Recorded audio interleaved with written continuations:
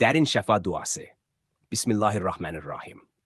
Ya Haqq, mənim qorxularım təkcə mənim deyil, mənə ötürülənlərin izidir.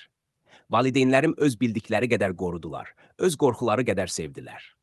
Muhammedin nur bilincində mənə güc ver ki, onlardan aldığım təhlükə şuurunu hörmətlə yerinə qaytarım. Mən onların yükünü daşımıram. Onların qorxusu onların taleyində qalsın. Mənə düşən sevgi ilə azad olmaqdır. Bu an valideyn enerjisi ilə barışıram. Qorxu yox, hikmət qalsın. Amin. Niyyət edirəm ki, valideynlərimdən keçən bütün təhlükə proqramları sevgi ilə həll olunsun. Niyyət edirəm ki, valideynlərimlə aramdakı enerji bağı qorxudan azad olub, hörmət və şəfqətlə balanslansın. Niyyət edirəm ki, mənə aid olmayan qorxular indi öz mənbəyinə qaytarılsın. Bu niyyət ilahi aşk portalında Muhammedin nur bilincində ruhumun ölçüsünə uyğun şəkildə açılsın. Oldu. Olduruldu. Şükür. Dərin suallar. 1. Hansı qorxu valideynlərimə aid ola bilər?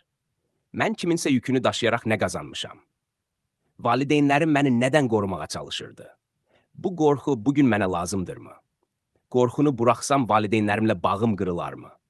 Mən indi özümə hansı təhlükəsizliyi verə bilərəm?